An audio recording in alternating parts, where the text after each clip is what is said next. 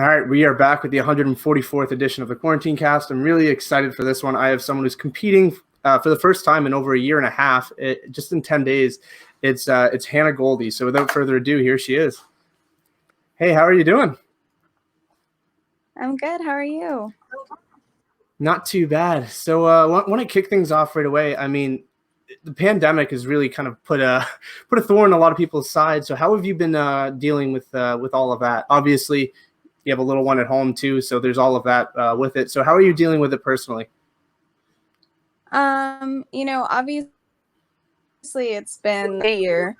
The one thing I will say about it though is that even nuts and some things have sucked. It's just been so amazing to be able to spend time with my family and my son that I can't complain too much because there's just been so many times that I wouldn't have gotten to experience if it wasn't for the pandemic, and I've really find the silver lining in it, and that's really what I've been trying to focus on, even though it's been a tough year.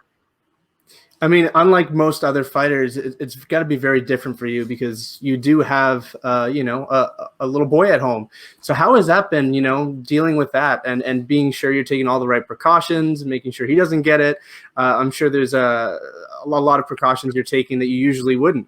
So how has that been? Yeah, I mean, honestly, just training in general and, being in fight camp with a kid is super difficult. I know, obviously, there's a bunch of parents that, do MMA. There's definitely at least a few in the UFC, moms especially. I just feel like I'm always team mom because I love that too, but like just have a special place in my heart, obviously. But yeah, so this has been my first fight camp having Odin like all the time. Well, I used to do like a 50 timeshare thing. Now I have him all the time. That's been an adjustment too. But we tend to pretty clean people anyways. Like I've always kind of been like a he's been born like when he was little would like breathe by him and please not breathe by my kid. Like I washed my before the pandemic was a thing. So mean, I feel like take care of ourselves and we're careful. But I still have to go to the gym and train. So we make it work. It's been it's been tough, but we've made it work, and we've all been healthy this whole year. We've not gotten it. That's a blessing. So keep doing what we're doing, and How has the training been? I mean, I'm up in Canada, so things here are a bit slower. We recently just opened up now, and it seems to be open and closing every week. What's it been like for you in terms of your gym? Has it been open throughout the entire thing, or has there been closures, or what sort of things has been like for you? In the very beginning, I don't even know now exactly how long it closed, but there was like a complete down for a couple months, and then slowly, people started the gym a little bit, classes, and it was kind of like we call a couple people and be like, let's meet up and grapple. I ended up getting some mats in my garage and doing stuff there. So at first it was definitely like I was literally just doing garage workouts and like that was it. And slowly we started meeting back up. But now, I mean, Florida honestly is pretty lax compared to other states. So kind of in it, and we've been back full capacity, whatever. So I think we're lucky in that sense. I know that there's still a lot of places that it's been pretty locked down.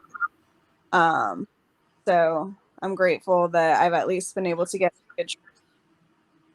So here you are, you're 10 days out. It's got to feel nice. I mean, it's been a year and a half since we've seen you. So how does it feel 10 days out from your second UFC fight? Man, I feel amazing. I'm so excited to fight. I feel so prepared on every level. I feel so prepared. I feel so prepared. I'm just excited tomorrow. I wish it was tomorrow. excited to showcase everything that I've been working on. And I'm excited for the matchup. I'm excited for the card. It's an awesome fucking card to fight on. So, you know, I feel great, and I'm.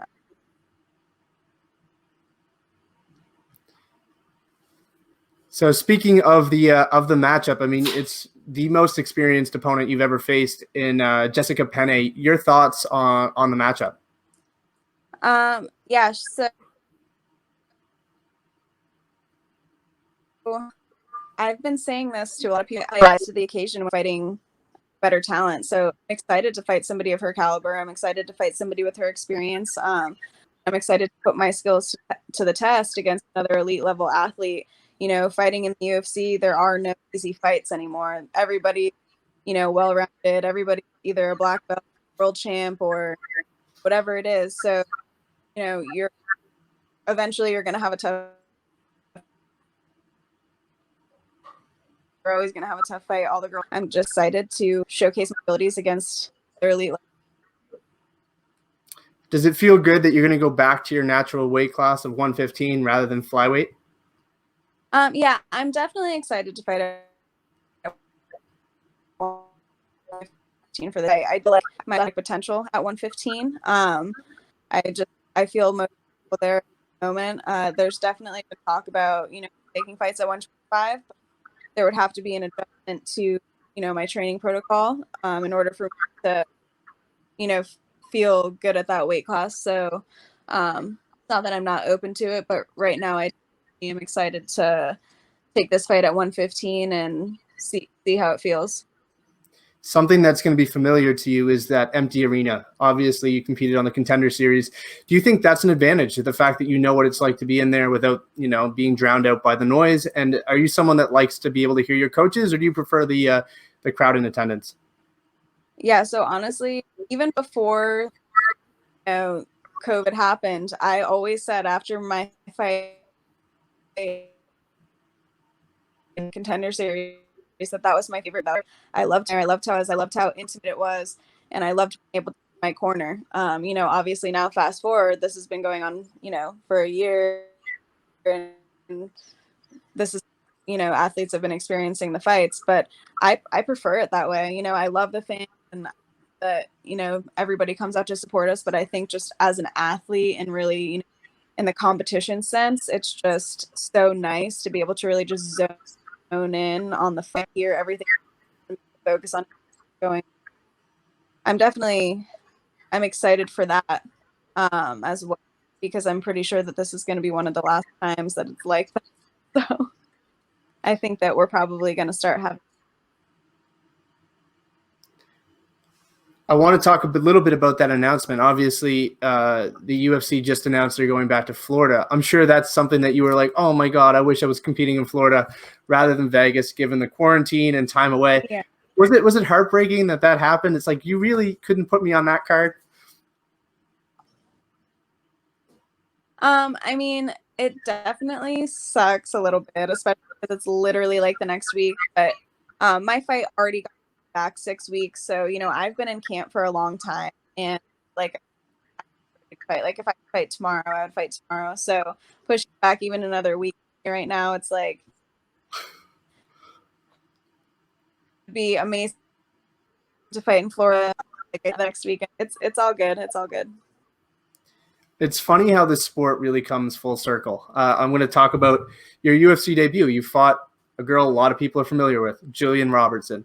Now she's training with you, and she's competing on the same card as you. That's got to be like a little bit surreal. And what's it been like to train with her?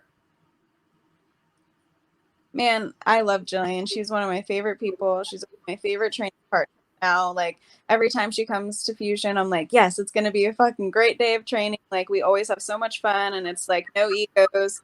We can train hard and, you know, laugh about it after. But you know, it's crazy. I say that all the time. Like she posted our fight was 5 years ago. A couple days ago, she posted it on her story, and I was like, shit, look at us. Like, but yeah, and when she told me that she was on my card, I was pumped. I'm like, this is fucking awesome. We're gonna get a 30-inch pizza after we win, and badass. Is it harder to compete? I can only imagine it would be a lot harder to compete if I had a friend or a brother or sister or anybody on a card. Do you find it a little bit harder to compete knowing that she's fighting the same night? No, no, not at all. Honestly, I think it's awesome. It's not in any way a distraction to me. When I'm backstage getting ready for my fight, the only thing I'm thinking about is my fight. I'm not thinking about her fight. So it's just great to have her there, before and after to celebrate and eat good food. I want to talk a bit about the layoff. I know you. I don't want to take too much more of your time, but I want to talk about the layoff. I think that's a lot of what a lot of people are focusing on here is you've had an extensive layoff. What's the biggest change you've made throughout that time? Um, I think my confidence in my confidence and my state of like my life outside of the octagon. Like when I made my debut, I had a lot going on. There were things that, not at peace in my life, and those things are at peace now. And a lot of experience in the gym with a lot of different people, and I think that I've just leveled up on so many levels. I've leveled up in every area that I could, and I just feel so prepared. And I think that that's why mentally I feel so great, is just because I've done everything that I can do to be as prepared for this fight. And, on Saturday night, I just am going to be the best version of myself. And I think that's going to be get me. Looking ahead to 2021, obviously 2020 was pretty inactive. What's your goal for 2021 professionally? I think I want to get back in there as I can. I'm trying to take, any more time off. I really want to get, a few fights lined, banged out. I'm trying to obviously stay injury free. Injury has been number one value because that is why I've been out for so long. So, as long as I'm staying healthy, then I'm going to fight as much as I can this year. Do you think I was listening to an interview of yours from about a month ago, and you said that overtraining has always been an issue of yours. Is that something that you've focused in, especially this year? Yeah, so I think that definitely adds to like my mental game too. Is like I've always overtrained and been like a psychopath about training, and I've really had to like take a step back, trust my coaches and trust, my conditioning and all this stuff. And like I don't need to break my body down to perform to the best of my ability, hindering me from performing to the best of my ability. So now I've matured and realized, that it's not good. It's negatively impacting my performance, and I've seen those results. I've seen those results in my results in the way that my body feels. So I've just had a lot of positive reinforcement with the change in my training calls. So, I just think that I'm smarter in that sense, and I think that that's going to be a big benefit for me for this fight as well. All right, I'll ask you one last question. It's probably going to be one you haven't heard before. If you could give one message to your son about fighting, like if it was his first day in the gym, what would that message be?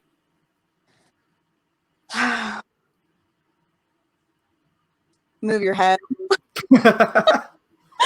Straight up. I didn't learn how to move my head for way too long. But nah, I mean, honestly, just I'm trying to think about it, but like never believe your own hype and never think that you know everything. So there's always more to learn.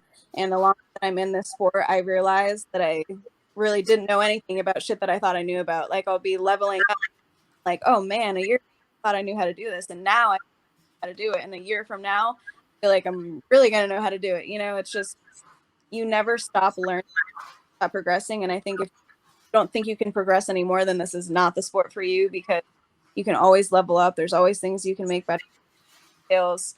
And, that's what I would want to express to him and just the generation coming up, just pay attention to the details and, be humble and always be willing to grow and take advice, adapt and change your game.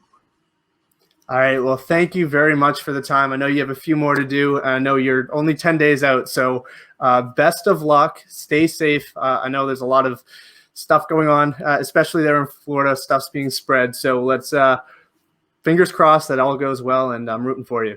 Thank you. I appreciate you. All right. Best of luck. Thank you. All right. There we have it. Hannah Goldy. I'm looking forward to watching her fight in 10 days. If you guys haven't, be sure to like, comment, and subscribe, and we will see you guys next time.